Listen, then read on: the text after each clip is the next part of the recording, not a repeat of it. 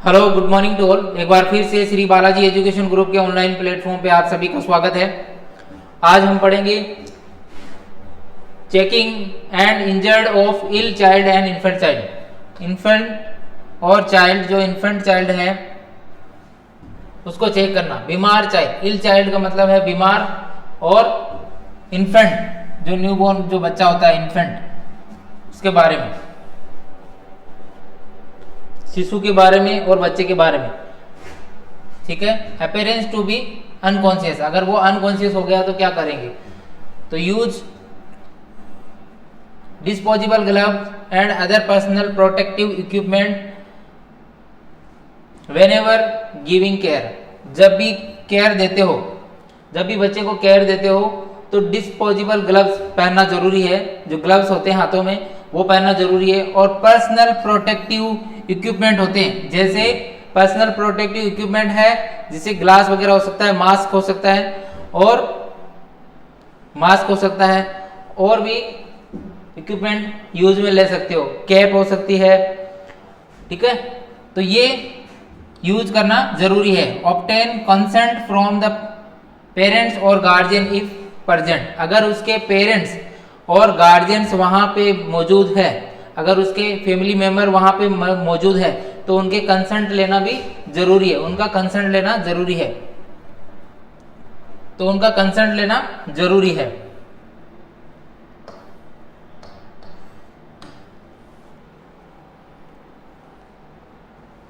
ठीक है, तो दो चीजें इंपॉर्टेंट है, एक तो ग्लव्स पहनना और पर्सनल इक्विपमेंट जो होते हैं, पर्सनल प्रोटेक्टिव इक्विपमेंट होते हैं वो पहनना, जैसे ग्लव्स, मास्क वगैरह ईटीसी आ सकते हैं, गॉगल्स आ सकते हैं, केप वगैरह आ सकती है, ये चीजें यूज करना। और अगर वहां उसके पेशेंट के पेरेंट्स हैं तो उसके साइन लेना, गार्जियन है तो उसके साइन लेना वहां पे प्रेजेंट है तो। After checking the sense for safety check the child और इन्फेंट। पहले सबसे पहले क्या, अपनी सेफ्टी देखनी है, वहां पे सेफ्टी देखनी है। सेफ्टी देखने के बाद में किसको देखना है? चेक द चाइल्ड और इन्फेंट, जो बच्चा है या फिर शिशु है उसको देखना है। सबसे पहले खुद की सेफ्टी देखनी है, सेफ्टी देखने के बाद में बच्चे या पेशेंट को देखना है। तो सबसे पहले क्या करोगे? पहला नंबर है आपका कि check for the responsiveness, response देखना है बच्चे का और इन्फेंट का। क्या देखना है? रेस्पॉन्स देखना है, उसका रेस्पॉन्स कैसा है। तो रेस्पॉन्स देखने के लिए क्या करोगे?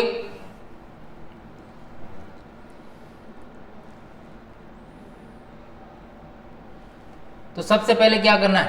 बच्चे का रेस्पॉन्स देखना है, चेक द रेस्पॉन्स। पहला पॉइंट है response. Check for responsiveness, tap the shoulder and shout. Patient का शोल्डर को टेप करना है, टेप करना है ऐसे, हेलो, और पूछना है are you okay, are you okay, ये पूछना है पेशेंट को, टेप करना है ऐसे और पूछना है are you okay, are you okay.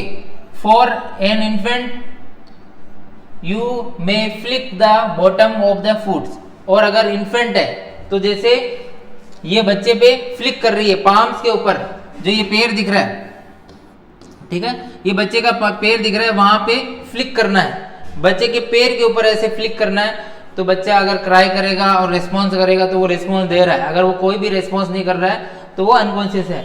तो एक तो हो गया इन्फेंट के लिए। इन्फेंट के लिए तो ऐसे रेस्पॉन्स पूछना है, फ्लिक करके पैर पे फ्लिक करना है। और अगर थोड़ा बच्चा बड़ा है तो उसे शोल्डर को यहाँ से टेप करना है। देखो ये इस स्ट्रक्चर में दिखाई दे रहा है, ये इस डायग्राम में दिखाई दे रहा है कि ऐसे टेप करना है और उसे पूछना है are you okay, are you okay, ये पूछना है। और बच्चा है तो ऐसे टेप करना है। तो ये सबसे पहला रेस्पॉन्स हो गया कि कैसे रेस्पॉन्स चेक करते हैं, ये सबसे पहला पॉइंट है कि कैसे रेस्पॉन्स चेक करते हैं। ठीक है, उसके बाद में नेक्स्ट है आपके कॉल 199। अगर बच्चे को रेस्पॉन्स वगैरह नहीं है तो किसे कॉल करना है? कॉल 199, ये इस पे कॉल करना है। ठीक है, if no response the call 199। ठीक है, अगर बच्चा रेस्पॉन्स नहीं कर रहा है, आपने टेप किया और उसे फ्लिक किया और फिर भी बच्चा रेस्पॉन्स नहीं कर रहा है तो क्या करना है? 199 को कॉल करना है, और कोई इमरजेंसी नंबर है, अगर इमरजेंसी नंबर है दूसरे तो उस पर कॉल करना है, ठीक है, नहीं तो 199 पे कॉल करना है, नहीं तो कोई इमरजेंसी नंबर है तो एम्बुलेंस के नंबर है आपके पास में तो उसे कॉल करना है। तो इमरजेंसी जो हैंडल करते हैं उन्हें कॉल करना है। इफ एन अनकॉन्शियस चाइल्ड और इन्फेंट इज फेस डाउन हो जाए, roll face up surrounding the head, neck and back, stand line, ठीक है। अगर पेशेंट क्या हो, अनकॉन्शियस हो, चाइल्ड बच्चा और शिशु अगर क्या हो, अनकॉन्शियस हो, तो फेस डाउन करना है उसका, फिर रोल फेस अप करना है, surrounding the head and neck and back is stand line, straight line में रहनी चाहिए, नेक और बैक कैसी रहनी चाहिए, एकदम स्ट्रेट लाइन में रहनी चाहिए, ठीक है। If alone give me 2 minute to care, अगर बच्चा किसे अकेला है तो 2 मिनट देना है उसे केयर में। देन कॉल 199, उसके बाद में इमरजेंसी कॉल करना है। If child and infant is response, अगर वो रेस्पॉन्स कर रहा है, अगर बच्चा रेस्पॉन्स कर रहा है तो कॉल 99 और the local emergency number for any life threatening condition, अगर कोई लाइफ थ्रेटनिंग कंडीशन है, बच्चे की जान जा सकती है, बच्चे प्रॉब्लम में है बच्चा, तो इमरजेंसी में कॉल तो करना है, कॉल तो आपको करना ही है लाइफ थ्रेटनिंग कंडीशन के अंदर। Obtain consent to give care, और केयर देने के लिए कंसेंट लेने उसके, obtain consent for give care, care देने के लिए कंसेंट लेने। Check the child from head to toe, ask the question to find what happened, और जब कॉन्शियस है पेशेंट को तो हेड से लेके टॉय तक उसका एग्जामिनेशन करना है, उसका सर से लेके जो पैर का अंगूठा है वहां तक पूरा एग्जामिनेशन करना है, और बच्चे को पूछना है क्या हुआ था, व्हाट हैपेंड, ठीक है, क्या प्रॉब्लम हुई, अगर उसे कुछ प्रॉब्लम हुई है तो उसके बारे में पूछना है, ठीक है, तो उसके कोई प्रॉब्लम हुई है तो उसके बारे में पूछना है। अगर पेशेंट कॉन्शियस है तो कंसेंट वगैरह लेने हैं, उसके चेक करना है हेड टू टॉय तक, और व्हाट हैपेंड क्या हुआ है उसके बारे में पूछना है। उसके बाद में तीसरा पॉइंट है next point, open the airway open करना। अगर पेशेंट अनकॉन्शियस है, यहाँ पे वापिस पेशेंट अगर अनकॉन्शियस मिला, वापिस अनकॉन्शियस है पेशेंट, तो पेशेंट का एयरवे चेक करना है। Tilt head back and slightly lift chin, उसका क्या करना है, हेड को टिल्ट करना है, हेड को थोड़ा टिल्ट करना है, और जो हेड बैक की साइड में ले जाना है, पीछे की तरफ थोड़ा सा हेड को ले जाना है स्लाइडली, और लिफ्ट चिन को लिफ्ट करके और माउथ में देखना है, चिन को लिफ्ट करके देखना है, जैसे ये पोजीशन है, ये वाली पोजीशन में दिखाया हुआ है, हेड को क्या किया, ऐसे टिल्ट किया और चिन को ऐसे लिफ्ट किया, ठीक है, और फिर उसे देखना है और फील भी करना है कि वहां से ब्रीदिंग वगैरह आ रही है कि नहीं आ रही है, फील करना है, देखना है, ठीक है। Check for breathing, next point है, पहले तो ये पोजीशन देनी है, ठीक है, एयरवे ओपन करने के लिए ये पोजीशन देनी है, तभी एयरवे ओपन होगा, ये पोजीशन देंगे तभी एयरवे ओपन होगा।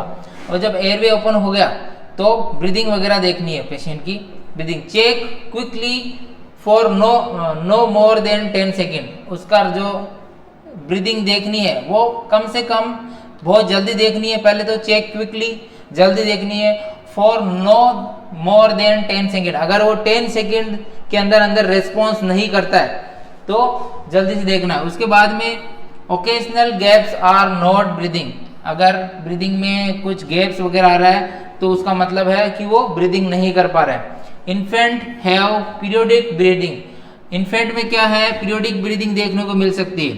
सो change in breathing pattern are normal for infant, so change in breathing pattern are normal for infant, अगर इन्फेंट में है तो वो नॉर्मल पैटर्न है, चेंज हो रहा है ब्रीदिंग पैटर्न तो नॉर्मल है। Occasional gap are not breathing, अगर गैप आ रहा है ब्रीदिंग के अंदर बीच में तो वो नॉट ब्रीदिंग में माना जाएगा, ठीक है। तो सबसे पहले एयरवे ओपन करना है, उसके बाद में उसकी ब्रीदिंग देखनी है, बच्चे की ब्रीदिंग देखनी है, ठीक है। नेक्स्ट जो है पॉइंट, ब्रीदिंग देखने के बाद में यहां तक ब्रीदिंग देख ली। फिर बाद में क्या करना है, गिव टू रेस्क्यू। ये आपने पोजीशन ली पेशेंट की, देखो यहाँ पे ये इन्फेंट है, उसको हेड टिल्ड, ये वाला जो ऐसे हाथ रखा तो ये हेड टिल्ड है, और यहाँ पे 2 उंगलियों से चिन को ऊपर किया, ये चिन लिफ्ट मैनोवर की पोजीशन है। इस पोजीशन में ब्रीदिंग सुनी, अगर ब्रीदिंग वगैरह नहीं आ रही है तो कैसे देते हैं, हेड टिल्ट चिल पोजीशन में ही माउथ से ब्रीदिंग देते हैं, बच्चे को माउथ से ब्रीदिंग देते हैं। तो give two rescue of breath, अगर ब्रीदिंग नहीं आ रही है, इफ नो ब्रीदिंग तो टू गिव रेस्क्यू ब्रीथ, अगर ब्रीदिंग नहीं है तो 2 ब्रीदिंग देनी है उसे, ठीक है, 2 रेस्क्यू ब्रीथ देनी है, तो 2 रेस्क्यू ब्रीथ देनी है। अगर ब्रीदिंग नहीं है तो 2 रेस्क्यू ब्रीथ देनी है। Tilde the head back and lift the chin, position कौन सी रखनी है, टिल्ड द हेड, मैंने बताया था हेड को ऐसे टिल्ड करना है, चिन को ऐसे लिफ्ट करना है, और उसके बाद में जो है ब्रीदिंग देनी है। तो चाइल्ड, अगर चाइल्ड के लिए है तो उसे क्या करना है, पिंच द नोज, नोज को बंद करना है। अगर चाइल्ड को अगर ब्रीदिंग दे रहे हो तो उसके नोज को और बंद कर देना है, ठीक है। तो pinch the nose shut and then make a complete seal over child mouth, और जो माउथ है बच्चे का वो कंप्लीट सील्ड करके, मतलब पूरा चारों तरफ से बंद करके फिर रेस्क्यू देना है, मतलब फिर ब्रीदिंग देनी है। ऐसा नहीं होना चाहिए कि साइड से गैप है तो जो आप ब्रीथ दे रहे हो वो साइड से निकल जाए, तो पूरा जो कवर है माउथ वो कवर करके फिर देना है, और उसका नाक है वो बंद होना चाहिए बच्चे का, ठीक है। बच्चे का दे रहे हो, चाइल्ड का दे रहे हो, तो अगर इन्फेंट है, अगर बच्चा इन्फेंट है तो मेक ए कंप्लीट सील्ड और इन्फेंट माउथ एंड नोज, और क्या करना है, make to complete sealed over infant mouth and nose, mouth और नोज को कंप्लीट सील्ड करना है और उसे ब्रीदिंग देनी है, ठीक है। नोज और माउथ को एक साथ में कंप्लीट सील्ड करके फिर उसे ब्रीदिंग देनी है। उसके बाद में blow in for about 1 second to make the chest clearly rise, और 1 सेकेंड तक देना है जिससे कि ब्रीदिंग देंगे, है ना। रेस्क्यू, जब 2 रेस्क्यू ब्रीथ देंगे 1 रेस्क्यू, तो उसके में क्या होगा, चेस्ट जो है वो राइज होता हुआ दिखाई देगा, क्लियरली चेस्ट अपर राइज होगा। जब वो ब्रीथ जाएगा अंदर तो चेस्ट क्या होगा, राइज होगा, क्लियरली दिखाई देगा। Give rescue breath 1 after the other,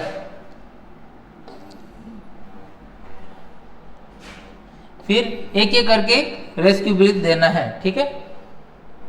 उसके बाद में कुछ टिप्स है, देखो ये तो था इस दोनों डायग्राम में बताया, ये तो है इन्फेंट को कैसे देना है, इसमें बताया है। देखो यहाँ पे इन्फेंट को कैसे दे रहे हैं, इन्फेंट को दे रहे हैं तो यहाँ पे देखो नोज वगैरह पूरा सील है, और जो पोजीशन है वो ये है, यानी चिन को टिल करके रखा है, हेड को अप करके रखा है। और ये देखो चाइल्ड को दे रहे हैं तो चाइल्ड में नोज को देखो सील किया है, उसके बाद में पूरे माउथ को कवर करके फिर ब्रीदिंग दिया जा रहा है, तो ये चाइल्ड में ऐसे देते हैं।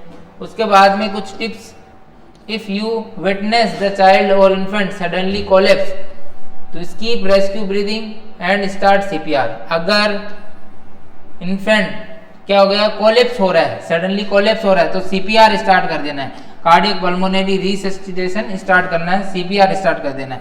If the chest does not rise the rescue breath retilt the head and give another rescue breath. अगर चेस्ट राइज नहीं हो रहा है तो उसे वापस सही से टिल्ड करना है, रीटिल्ड करना है, और फिर वापस एक और ब्रीदिंग देनी है, रेस्क्यू ब्रीथ देना है, ठीक है, फिर और ब्रीदिंग देनी है। इन चीज़ों का ध्यान रखना है, ठीक है। अगर कोलैप्स हो रहा है पेशेंट को तो सीपीआर देना है, अगर चेस्ट राइज नहीं हो रहा है तो वापस ब्रीदिंग देनी है, सही से पोजीशन लेके फिर ब्रीदिंग देनी है। उसके बाद में quickly scan the severe bleeding, और अगर पेशेंट की कोई ब्लीडिंग वगैरह है तो उसको स्कैन करना है, देखना है जल्दी से जल्दी कि उसे कोई ब्लीडिंग तो नहीं हो रही है। Quickly scan for severe bleeding, bleeding के लिए देखना है, ठीक है। उसके बाद में what to do next if the chest still does not clearly rise after the reflecting head to unconscious choking, अगर अभी भी चेस्ट क्या है, क्लियरली राइज नहीं हो रहा है, राइज नहीं हो रहा है, रिफ्लेक्टिंग टू हेड अनकॉन्शियस और चोकिंग है, इफ नो ब्रीदिंग और कोई ब्रीदिंग भी नहीं है, उसे पेशेंट में कोई भी ब्रीदिंग नहीं आ रही है, तो वो सीपीआर के लिए जाना है। ठीक है, सीपीआर के लिए जाना है तो उसे तुरंत क्या करना है, अगर ब्रीदिंग वगैरह नहीं आ रही है, चेस्ट राइज नहीं हो रहा है, तो फिर क्या करना है, सीपीआर स्टार्ट करना है, सीपीआर स्टार्ट करना है। और एईडी लगाना, एईडी लगा सकते हैं, सीपीआर स्टार्ट कर सकते हैं, एईडी आगे बताएंगे। ठीक है, इफ ब्रीदिंग, अगर ब्रीदिंग आ गई है, ब्रीदिंग अगर आ गई है तो क्या करना है, monitor breathing for any chance of condition, और क्या करना है, ब्रीदिंग को मॉनिटर करना है कि कैसी ब्रीदिंग आ रही है, उसकी नॉर्मल ब्रीदिंग है या कोई प्रॉब्लम है, तो उसे अच्छे से मॉनिटर करना है, कोई भी चेंजेस वगैरह आ रहे हैं तो उसको देखना है उस कंडीशन में। उसके बाद में नेक्स्ट है conscious choking child can not cough speak और ब्रीथ, अगर ये तो हो गया था अनकॉन्शियस हो गया तब, अब है दूसरा conscious, conscious choking child can not cough and speak and breathe.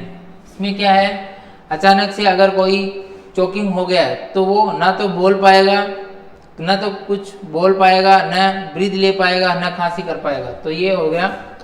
तो इसके लिए स्टैंड और kneel behind the child depending on his her size, ये साइज के ऊपर डिपेंड करता है। तो after checking the sense then the injured of ill child have some call 199 and get consent from the parents guardian if, अगर सबसे पहले तो 199 को कॉल करना है, अगर कोई गार्जियन वगैरह मौजूद है तो उनके कंसल्ट लेने हैं। तो सबसे पहले क्या करना है, गिव 5 बैक ब्लो, सबसे पहले क्या करना है, अगर पेशेंट के कुछ अटक गया है गले के अंदर तो उसकी वजह से बच्चा ना तो खांसी कर पाएगा, ना बोल पाएगा, ना सांस ले पाएगा, तो उससे सबसे पहले क्या करना है, गिव 5 बैक ब्लो, ये ऐसे पेशेंट को, बच्चे को ऐसे आगे की तरफ झुकाना है और पीछे की तरफ ऐसे 5 ब्लो करने हैं, 5 बार ऐसे देना है।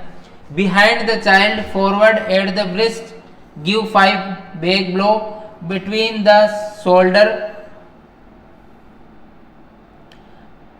Shoulder blade with the heel of one hand, जो एक हाथ की हील होती है, ये वाली हील होती है, इसके द्वारा उसे क्या किया जाता है, 5 बैक ब्लो दिए जाते हैं। ठीक है, behind the child forward at breast के जो ये एरिया रहता है, ये वाला एरिया रहता है, इससे जो है बच्चे के जो शोल्डर के बिहाइंड रहता है, बीच वाला एरिया, यहाँ पर एग्जैक्ट यहाँ पे 5 back blow between the shoulder blade with heel of one hand से 5 बैक ब्लो दिए जाते हैं। ठीक है, इससे अगर वो चोकिंग वगैरह हुआ है, कुछ फंसा है तो निकल सकता है, अगर नहीं निकलता है तो आगे देखते हैं क्या होता है। उसके बाद में नेक्स्ट है, एक तो ये पोजीशन हो गई। ठीक है, नेक्स्ट पोजीशन है आपकी गिव 5 एब्डोमिनल थ्रस्ट, अगर इस कंडीशन से ये 5 ब्लो किया और उससे अगर जो गले में फंसा था फॉरेन बॉडीज वो नहीं निकला है, तो आपको फिर क्या करना है, इस तरह से पकड़ना है, ये मुट्ठी को ऐसे बंद करना है और उसको ऐसे ऊपर से ऐसे पकड़ना है। ठीक है, और उसे पेट पे लगा के जो चेस्ट, जो स्टर्नम है उसके थोड़ा सा नीचे से, स्टर्नम के थोड़ा सा नीचे से, और उसे दबाना है।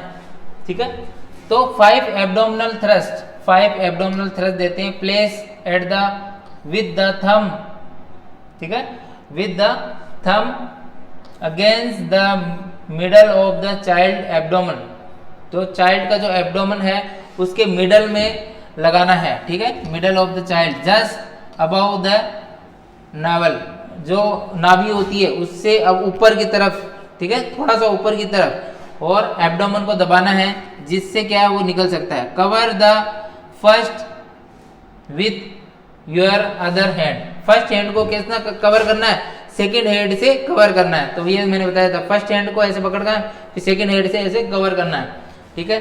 Give 5 quick upward abdominal thrust, इसमें 5 जल्दी जल्दी अपवर्ड एब्डोमिनल थ्रस्ट देना है, जिससे क्या होगा, ऐसे पकड़ के आगे की तरफ पेशेंट को और ऐसे 5 एब्डोमिनल थ्रस्ट देने हैं, जिससे क्या होगा, अगर कुछ गले में फंसा है फॉरेन बॉडीज तो वो निकल सकता है।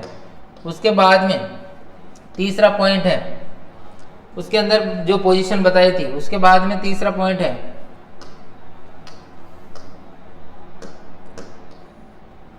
Continue care. ठीक है, अगर फिर भी नहीं निकला है तो कंटिन्यू केयर। देखो ये पोजीशन मैंने बताई थी, जो अभी ये पोजीशन में पकड़ना है और ऐसे एब्डोमिनल थ्रस्ट देना है। Continue set of 5 back blow 5 abdominal thrust until the, जब तक वो फॉरेन बॉडी नहीं निकलता तब तक 5 एब्डोमिनल थ्रस्ट देना है और 5 बैक ब्लो देना है पीछे से ऐसे, तो वो कंटिन्यू करना है। ऑब्जेक्ट ऑफ फोर्स आउट, जब तक वो आउट बाहर नहीं निकल जाता। Child can be cough forcefully and breathe, जब तक क्या करे बच्चा फोर्सफुली कफिंग ना करना लग जाए और ब्रीदिंग श्वसन वगैरह चालू ना हो जाए, तब तक ये प्रोसेस करते रहना है। चाइल्ड बिकम अनकॉन्शियस, अगर चाइल्ड अनकॉन्शियस हो गया तो क्या करेंगे, ठीक है। तो इफ चाइल्ड बिकम अनकॉन्शियस, अगर चाइल्ड अनकॉन्शियस हो गया, बेहोश हो गया, अनकॉन्शियस का मतलब है यहाँ पे बेहोश, ठीक है। चाइल्ड अगर बेहोश हो गया है तो वापिस कॉल करेंगे इमरजेंसी में, 119 पे कॉल करेंगे या इमरजेंसी पे कॉल करेंगे। If not already done, carefully lower the child of the ground and give care, और बच्चे को क्या करेंगे, carefully lower the child at the ground पे लेटा देंगे और केयर देंगे। If care for an unconscious choking child beginning with looking for an object, object को देख के फिर जो है, मतलब अगर अनकॉन्शियस बच्चा हो गया है और उसके इमरजेंसी कॉल करेंगे और फिर उसे लेटा के उसकी केयर देंगे। नेक्स्ट स्टेप, ये तो था चाइल्ड के लिए, ठीक है।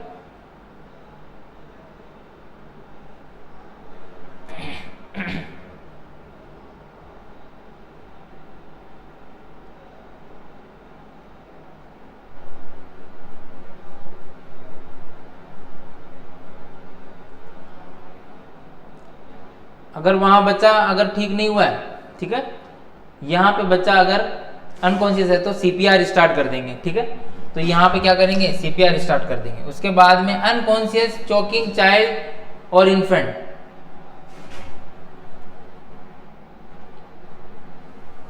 तो अगर अनकॉन्शियस हो गया है बच्चा, ठीक है, ये तो था कॉन्शियस के लिए, पहला था अनकॉन्शियस के लिए, अब है अनकॉन्शियस। अनकॉन्शियस चोकिंग चाइल्ड और infant, chest does not rise with rescue breathing, rescue breathing से भी चेस्ट क्या नहीं हो रहा है, डज नॉट राइज, ऊपर नहीं आ रहा है। After checking the scene the injured ill child infant, give rescue breathing, सबसे पहले क्या करना है, रेस्क्यू ब्रीदिंग देना है।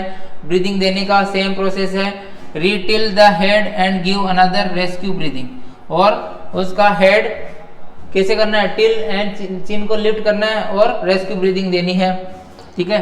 उसके बाद में नेक्स्ट है आपके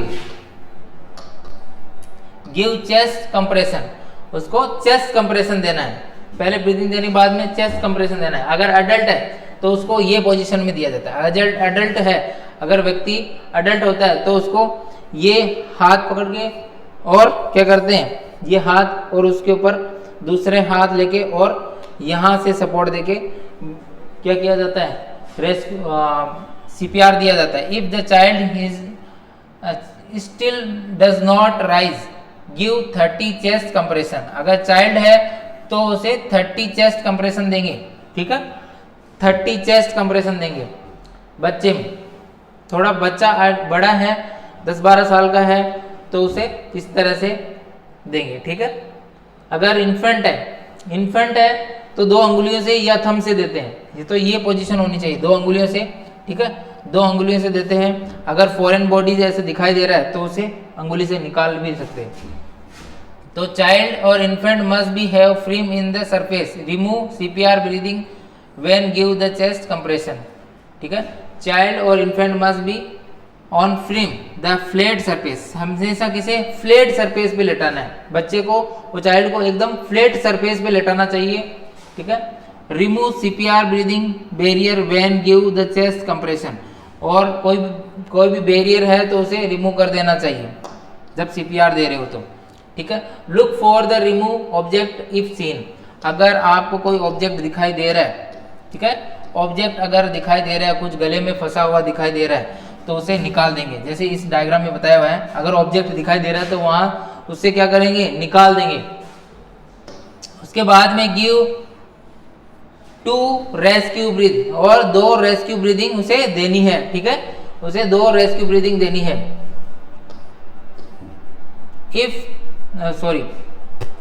what to do next, next क्या करेंगे, 2 रेस्क्यू ब्रीदिंग देंगे और फिर क्या करेंगे, if breathing does not make the chest rise, अगर चेस्ट ब्रीदिंग देने के बाद में भी चेस्ट राइज नहीं हो रहा है तो रिपीट स्टेप 2 through 4, जो 2 से लेके 4 जो स्टेप था वो वापस रिपीट करना है। ठीक है, if the chest is clearly rise check the breathing and give care based of the condition found, और अगर चेस्ट राइज हो रहा है तो उसे क्या करना है, ब्रीदिंग चेक करनी है और उसे केयर प्रोवाइड करनी है। ठीक है, उसके बाद में CPR the child if and infant, तो सीपीआर कैसे देते हैं, चाइल्ड और इन्फेंट को सीपीआर कैसे देते हैं, कार्डियक पल्मोनरी रिससिटेशन कैसे करते हैं। ठीक है, सीपीआर कैसे देते हैं, तो सीपीआर कैसे देते हैं बच्चे को,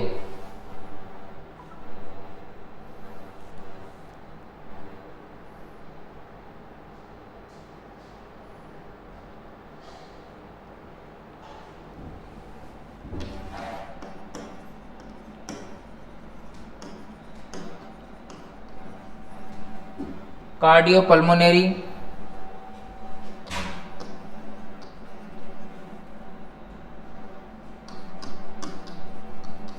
रिससिटेशन।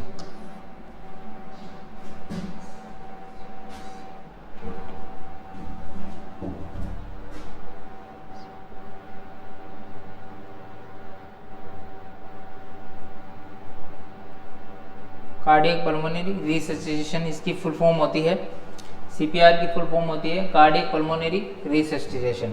इफ नो ब्रीदिंग, अगर ब्रीदिंग नहीं है तो सीपीआर स्टार्ट करते हैं, तो क्या स्टार्ट करते हैं, सीपीआर स्टार्ट करते हैं। कार्डियक को हार्ट से रिलेटेड है, पल्मोनरी लंग से रिलेटेड है, और रेस्क्यू मतलब रिवाइव करना, दोबारा रिवाइव करना, हार्ट और लंग्स को दोबारा रिवाइव करना। ठीक है, कार्डियो मतलब हार्ट, लंग्स,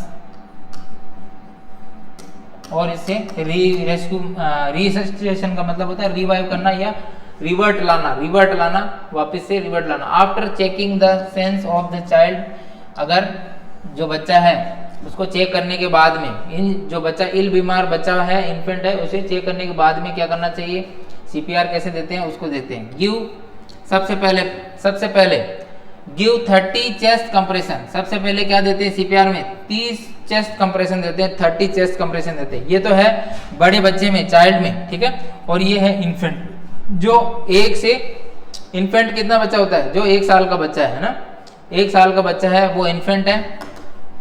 इन्फेंट 1 साल का बच्चा, चाइल्ड में 18 साल तक का बच्चा हो गया। ठीक है, तो push the hard and push fast in the middle of the chest, middle of the chest उसे क्या करना है, जस्ट स्टर्नम के ऊपर, ये जो जीफोर्ड प्रोसेस है, स्टर्नम बोन होती है 2/3 बार बिटवीन द निप्पल। ठीक है, इसको पुश हार्ड दबाना है, हार्ड दबाना है, फास्ट दबाना है, जल्दी जल्दी, और मिडल ऑफ द चेस्ट होना चाहिए, चेस्ट के एकदम मिडल होना चाहिए, 2 फिंगर से दबाना है। Child push about 2 centimetre deep, जो बच्चा है उसमें जो पुश होता है, जो दबाया जाता है, वो कम से कम 2 सेंटीमीटर तक, 2 इंच तक डीप जाना चाहिए, 2 इंच तक दबना चाहिए। और जो इन्फेंट है उसमें 1.5 इंच तक दबना चाहिए। ठीक है, जो चेस्ट कंप्रेशन देते हैं वो चाइल्ड में चाइल्ड में 2 इंच तक डीप होना चाहिए और बच्चे में जो इन्फेंट है, सॉरी शिशु है, उसमें 1.5 इंच तक डीप होना चाहिए। उसके बाद में पुश फास्ट एटलीस्ट 100 कंप्रेशन पर मिनट, और कितनी फास्ट करना है, 1 मिनट में कम से कम 100 कंप्रेशन करने हैं। कम से कम 1 मिनट में कितने कंप्रेशन करने हैं, 100 कंप्रेशन करने हैं, जल्दी जल्दी दबाना है। ठीक है, टिप्स क्या है, चाइल्ड और infant must be have on firm and flat surface. कैसी सरफेस पे लेटे हुए रहने चाहिए, फ्लैट सरफेस पे लेटे हुए रहने चाहिए, जगह उबड़ खाबड़ नहीं होनी चाहिए, एकदम फ्लैट सरफेस होना चाहिए, जिससे कि आसानी से सही सीपीआर लग सके। तो ये बहुत जरूरी है। ठीक है, ये सबसे ज्यादा जरूरी है, ये सबसे ज्यादा जरूरी है। ठीक है,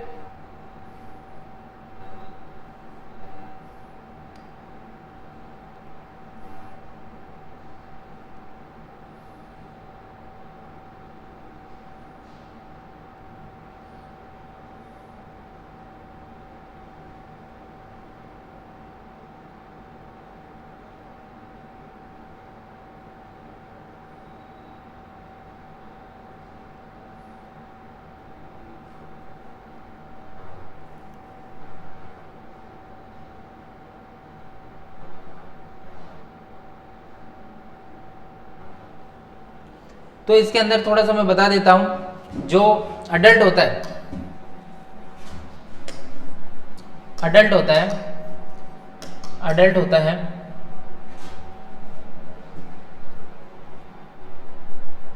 अडल्ट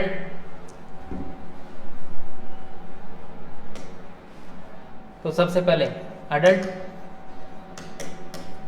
चाइल्ड और इन्फेंट, ये 3। इसमें चाइल्ड में हम कितने को मानते हैं, तो चाइल्ड में अगर चाइल्ड 1 से 8 साल का बच्चा है, 1 से 8 साल का बच्चा है, सिर्फ 1 से 8 साल का बच्चा है, और ये 1 साल का बच्चा है, और अडल्ट 18 उससे साल से ऊपर है। ठीक है, 18 साल से ऊपर जो होता है वो अडल्ट होता है। तो इसमें जो सीपीआर की जो पोजीशन होती है, पोजीशन जो होती है वो कहाँ होती है, बिटवीन द निप्पल होती है। ठीक है, बिटवीन द निप्पल होती है। बोथ हैंड, दोनों हाथों से देना चाहिए। बोथ हैंड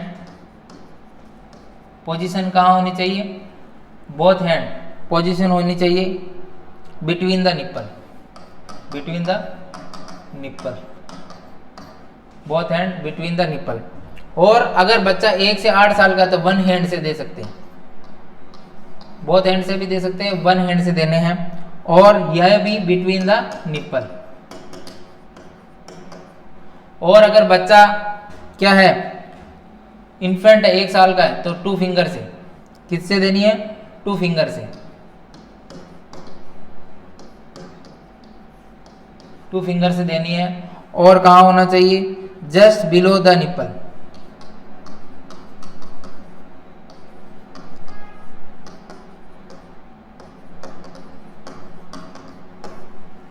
ये जो दोनों निप्पल होती है, इसके बीच में अडल्ट के अगर दे रहे हो सीपीआर तो दोनों हाथों से इसके बीच में देना चाहिए। ठीक है, और अगर चाइल्ड है तो 1 हैंड से बिटवीन द निप्पल्स। ठीक है, और चाइल्ड कितना, 1 से 8 साल का है, अगर 8 साल से बड़ा है तो दोनों हाथों से देना है। ठीक है, और अगर इन्फेंट है तो 2 फिंगर से या अंगूठे से दे सकते हैं, थंब से दे सकते हैं, 2 थंब से भी दे सकते हैं, दोनों थंब से।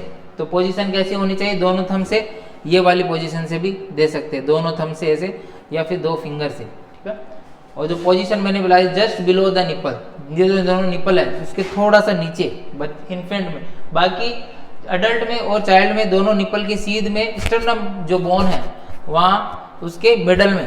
ठीक है, कंप्रेशन करना चाहिए। ठीक है, तो ये तो हो गया। और इनमें सब में कितना, 2-2 इंच डीप होना चाहिए, 2 इंच 2 इंच, और इसमें 1.5 इंच। ठीक है, इसमें 1.5 इंच, इसमें 2 इंच 2 इंच, और उसमें 1.5 इंच। ठीक है, और पुश फास्ट करना है, हार्डली पुश करना है। कंप्रेशन कितना होना चाहिए, 30 कंप्रेशन होनी चाहिए। पुश हार्ड करना है, 100 से 120 पर मिनट भी हो सकता है, ज़्यादा से ज़्यादा करना है। ठीक है, पर मिनट। ठीक है, 100 कम से कम 100 होना चाहिए और 100 से 120 तक कंप्रेशन कर सकते हैं। और मैंने बताया था जो सरफेस है वो फ्लैट होनी चाहिए, ठीक है। सरफेस कैसी होनी चाहिए? फ्लैट होनी चाहिए। उसके बाद में 30 कंप्रेशन देने के बाद में क्या करना है? तो गिव 2 रेस्क्यू ऑफ ब्रीथ, और क्या देना है? 2 रेस्क्यू ऑफ ब्रीथ देनी है। 30 कंप्रेशन देने हैं, उसके बाद में 2 रेस्क्यू ऑफ ब्रीदिंग देनी है। तो पोजीशन वही, till the head back and lift the chin. Head को टिल करना है, चिन को लिफ्ट करना है और 2 ब्रीदिंग देनी है। तो बच्चे में सेम पोजीशन और अडल्ट में नाक को बंद करके वैसे देना है। सॉरी, बच्चे में जो है ऐसे नाक को बंद करके माउथ में एकदम जो है पूरा पैक करके फिर ब्रीदिंग देनी है। और जो इन्फेंट है उसमें नोज को और माउथ को साथ में देनी है, ठीक है। तो चाइल्ड में pinch the knows and send the make a complete seal over the child mouth. जो नोज को पंच करके फिर उस बच्चे को देनी है।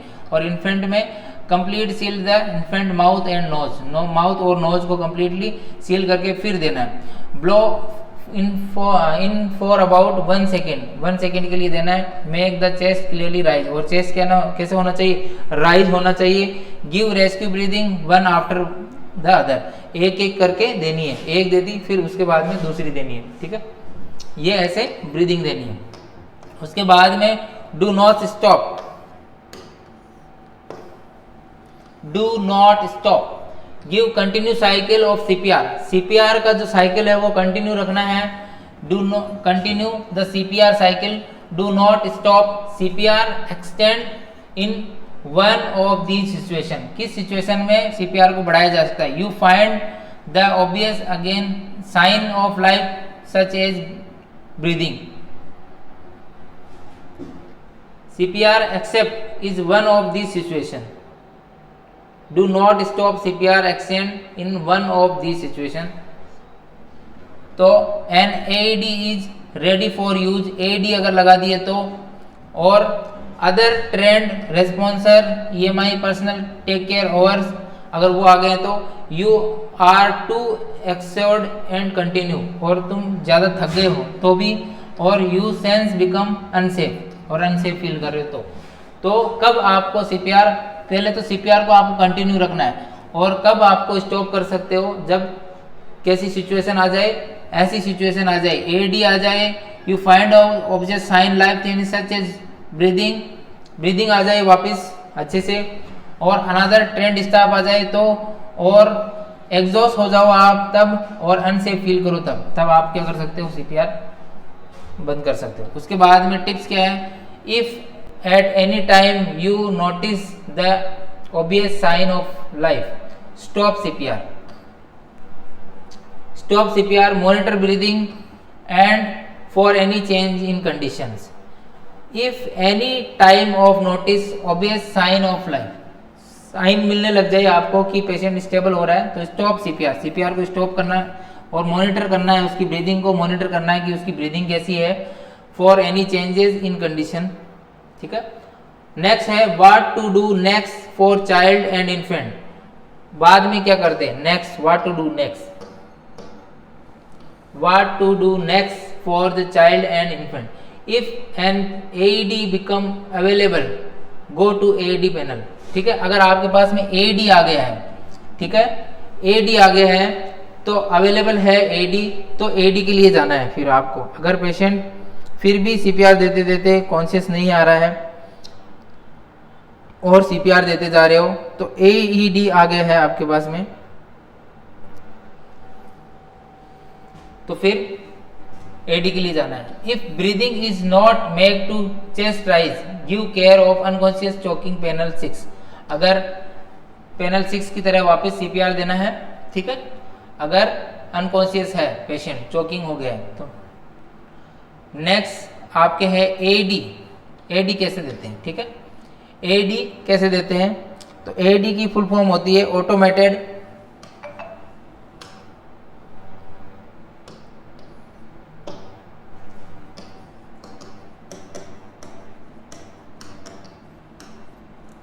एडी की फुल फॉर्म होती है automated external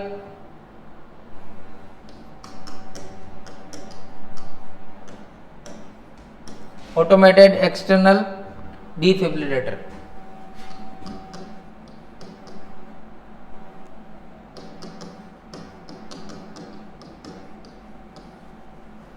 automatic external defibrillator, automated external defibrillator, automated external defibrillator. AED child and infant younger than age of 8 और weight less than 55 pound, no breathing.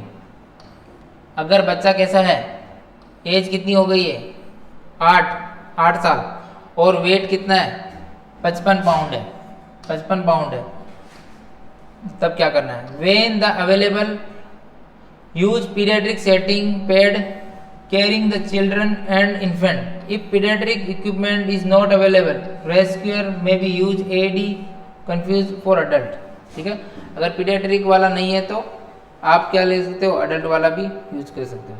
When the available of pediatric setting or paid when caring for child or infant. If pediatric equipment is not available, तो rescuer में use to AED confident adult, adult वाले use में ले सकते हो. अगर paediatric वाले आपके पास में अवेलेबल नहीं है उस टाइम में, इमरजेंसी के अंदर, तब ले सकते हो. After the checking of the sense, और पेशेंट का सेंस वगैरह चेक करने के बाद में क्या करेंगे, टर्न ऑन AED. सबसे पहले AED को ऑन करेंगे. ठीक है, सबसे पहले क्या करेंगे, AED को ऑन करेंगे. तो turn on AED, follow the voice and visual prompts. तो AED को ऑन करना है. ये देखो, ये है AED, ये है आपके AED, ऑटोमेटिक एक्सटर्नल डिफिब्रिलेटर. ठीक है, तो ये है AED आपके सामने. AED को क्या करना है, ऑन करना है. ऑटोमेटेड एक्सटर्नल डिफिब्रिलेटर को ऑन करना है. ऑन करने के बाद में क्या करना है, वाइप बेयर चेस्ट ड्राई. और चेस्ट को कैसे करना है, ड्राई करना है. ठीक है, वाइप करके ड्राई करना है चेस्ट को. उसके बाद में अटैच पेड, पेड को अटैच करना है. तीसरा है पेड को अटैच करना है. तो पेड को कैसे अटैच करते हैं,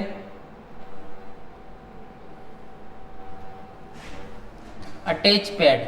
if pad risk touching each other, use front to back pad placement.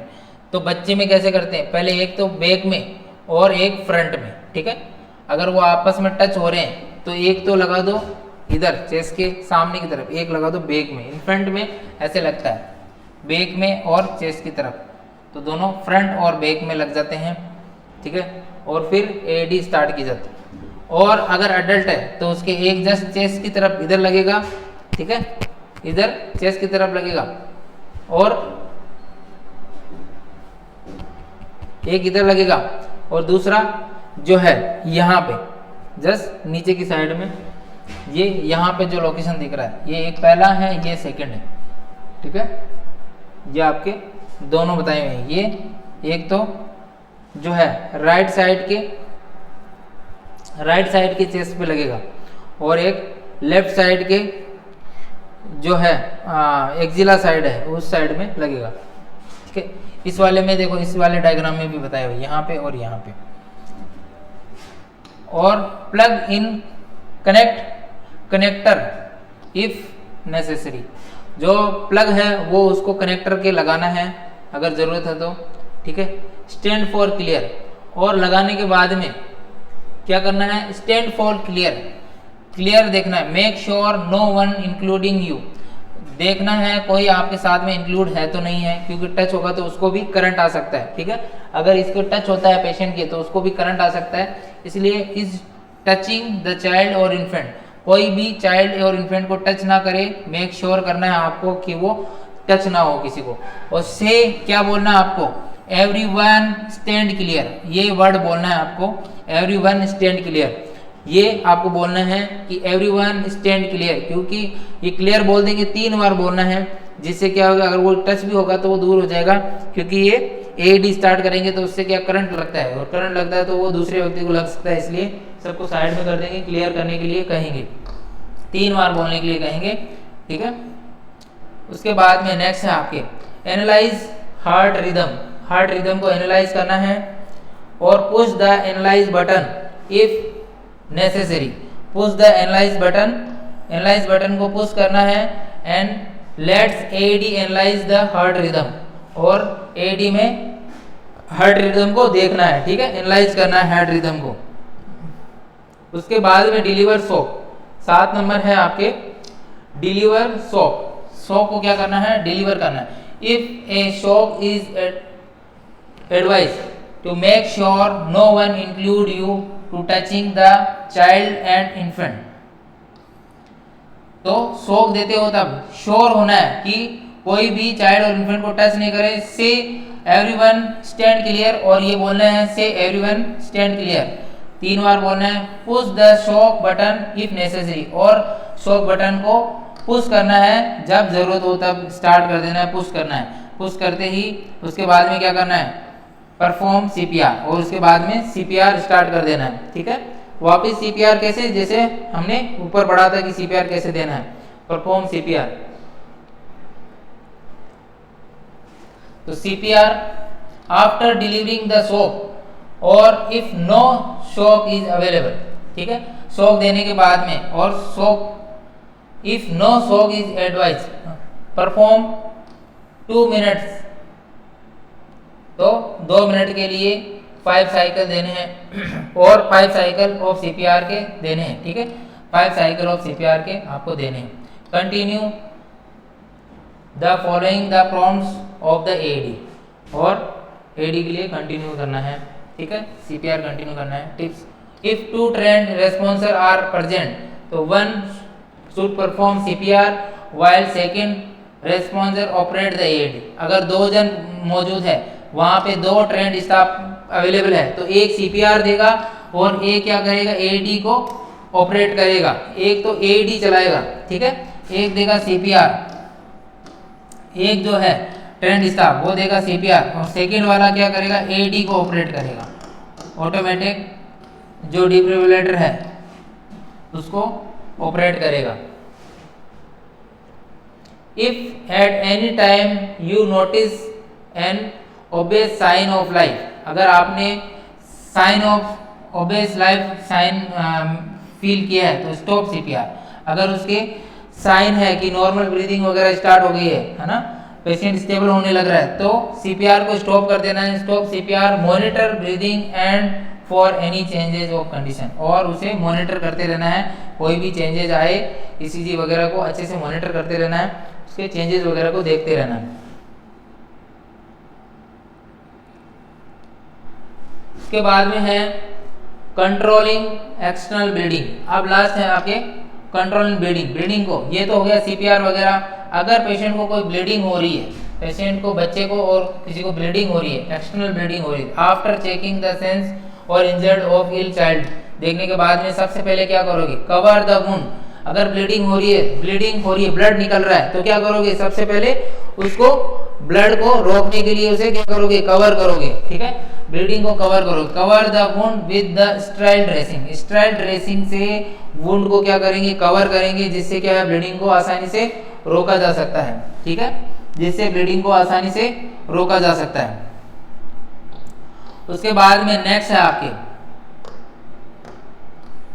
Apply direct pressure until bleeding stop, और उसके ऊपर डायरेक्ट प्रेशर देना है, जैसे इसमें बताया हुआ है। अगर यहाँ से ब्लीडिंग हो रही है तो उसके ऊपर में स्टेराइल गॉज पैड रख के डायरेक्ट प्रेशर देना है, जब तक कि ब्लीडिंग रुक न जाए, ठीक है, जब तक ब्लीडिंग रुक न जाए। तीसरा नेक्स्ट पॉइंट है cover the dressing with bandage, और बैंडेज से कवर करना है। ये तो डायरेक्ट प्रेशर दिया था, अब इसको बैंडेज से क्या करना है, कवर करना है, लपेट के कवर कर देना है, जिससे क्या ब्लीडिंग ना हो। Bandage, check the circulation behind the injury, check for feeling warmth and colour, और सर्कुलेशन वगैरह चेक करना है, ठीक है, कलर वगैरह चेक करना है। उसके बाद में अप्लाई प्रेशर। नेक्स्ट है आपके apply more pressure and call 999। अगर ब्लीडिंग फिर भी नहीं रुक रही है तो ज़्यादा प्रेशर देना है और इमरजेंसी वाले को कॉल करना है 199, या फिर कोई इमरजेंसी नंबर है उसको कॉल करना है। If the bleeding does not stop, अगर ब्लीडिंग नहीं रुक रही है तो अप्लाई मोर ड्रेसिंग और बैंडेज, और उसके ऊपर और ब्लीडिंग और बैंडेज और ड्रेसिंग बांध देना है। अगर फिर भी बैंडेज बांधने के बाद में, एक बैंडेज बांधने के बाद में ब्लीडिंग नहीं रुक रही है, तो उसके ऊपर एक और बैंडेज बांध देना है। उसको खोलना नहीं है, उसी के ऊपर वापस उसी के ऊपर बांध देना है, उसी के ऊपर लपेट कर बांध देना है, ठीक है, उसे खोलना नहीं है। Continue to apply additional pressure, और उसके ऊपर एडिशनल प्रेशर भी देना है। Continue take step to minimise shock, और पेशेंट को शॉक के मिनिमाइज के लिए ध्यान रखना है। पेशेंट हाइपोवोलेमिक शॉक में जा सकता है, अगर ज़्यादा ब्लीडिंग हो गई तो फ्लूइड कम होने की वजह से वो हाइपोवोलेमिक शॉक में जाता था। शॉक के सिम्टम वगैरह चेक करते रहना है और उसका भी ध्यान रखना है।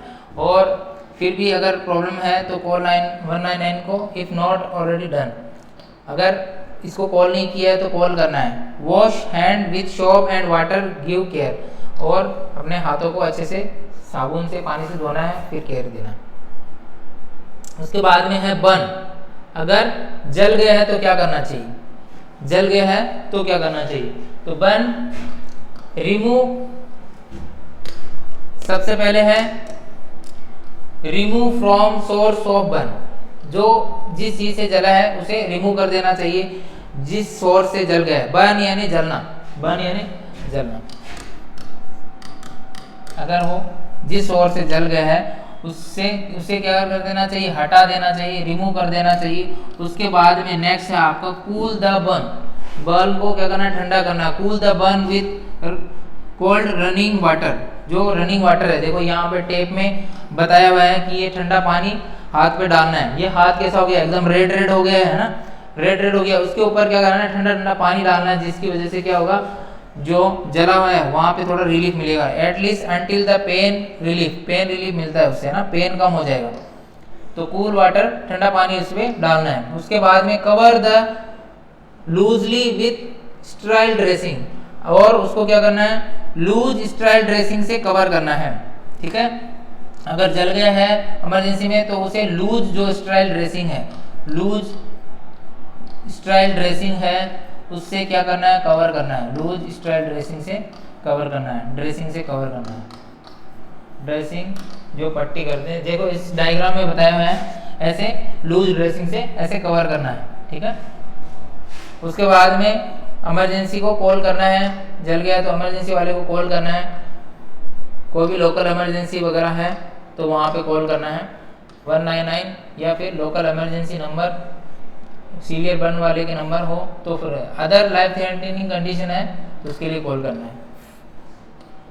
केयर फॉर शॉक, और शॉक के लिए उसकी पेशेंट की केयर करनी है। बर्न होने के बाद में भी पेशेंट भी शॉक में जा सकता है, और इसमें भी हाइपोवोलेमिक शॉक हो सकता है, एलर्जिक शॉक भी हो सकता है, तो उसके लिए कॉल करना है, ठीक है। उसके बाद में नेक्स्ट है आपके, अगर पेशेंट पॉइजनिंग कुछ खा लिया है, पॉइजनिंग जहर वगैरह कुछ खा लिया है या कुछ ऐसा पॉइजनिंग खा लिया है, उसके लिए क्या करना है। तो कॉल, सबसे पहले इमरजेंसी कॉल करना है, पॉइजन कंट्रोल हेल्पलाइन पे कॉल करना है। जो पॉइजन कंट्रोल हेल्पलाइन नंबर होते हैं उसे कॉल करना है, जो पॉइजन को कंट्रोल करते हैं उन्हें कॉल करना है। उसके बाद में for life threatening condition such as a child infant is unconscious is not breathing, अगर बच्चा और इन्फेंट जो शिशु है अगर अनकॉन्शियस है और नॉट ब्रीदिंग, उसमें ब्रीदिंग नहीं है, if A changes in the level of unconsciousness अगर, और अगर वो उसके जो कॉन्शियस लेवल है उसमें कोई चेंजेस नहीं है तो call 199 and local emergency number पे कॉल करना है।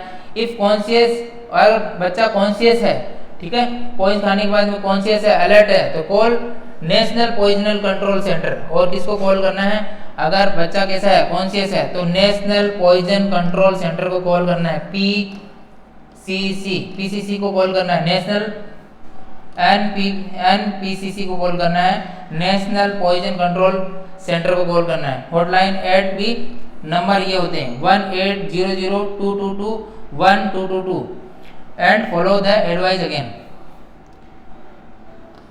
उसके बाद में provide care, give base on the condition found, जैसी उसकी कंडीशन है उसके अकॉर्डिंग उसकी केयर करनी है। उसके बाद में सीजर आ गए हैं, दौरे आ गए हैं, तो उसके लिए क्या करना है, seizure call the have some, सबसे पहले इमरजेंसी कॉल करना है 199 या कोई इमरजेंसी सर्विस है उसको कॉल करना है।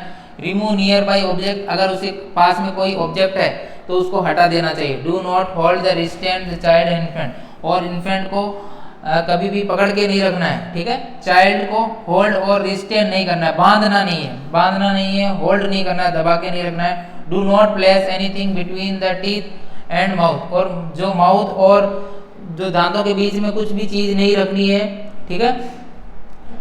माउथ के अंदर भी कुछ भी नहीं रखना है, इस चीजों को आपको ध्यान में रखना है। उसके बाद में after seizure passes monitor the breathing and for change condition, और उसकी जो कंडीशन वगैरह है उसको मॉनिटर करते रहना है। उसके बाद में नेक्स्ट है आपके व्हाट डू नेक्स्ट, तो confirm the reassure the child and infant if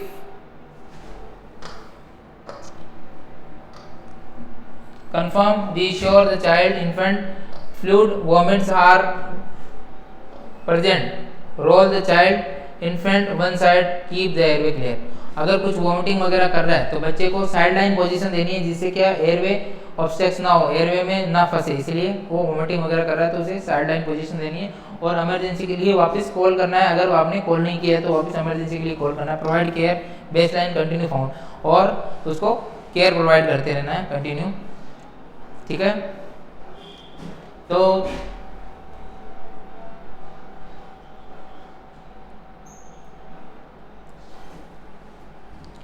thank you so much. आज की क्लास थी इमरजेंसी केयर कैसे कैसे करते हैं, जो पेशेंट है, जो चाइल्ड और इन्फेंट है, उसकी इमरजेंसी केयर कैसे की जाती है। तो आज की क्लास में हमने पढ़ा था, अगर बच्चे ने कुछ चोकिंग वगैरह हो गई है, एयरवे ऑब्स्ट्रक्शन हो गया है, सीपीआर कैसे दिया जाता है, बर्न में क्या किया जाता है, और बच्चा अगर सीजर आ रहे हैं तो क्या करना चाहिए, बच्चे को जल गया है तो क्या करना चाहिए, है ना, बर्न हो गया तो क्या करना चाहिए, सीजर आ गया है तो क्या करना चाहिए, ये सब पढ़े हैं आपने। कंट्रोलिंग और ब्लीडिंग, अगर बच्चे में ब्लीडिंग वगैरह हो रही है तो कैसे कंट्रोल की जाती है। तो thank you so much. Class को ज़्यादा से ज़्यादा लाइक करें, चैनल को सब्सक्राइब करें। Thank you so much.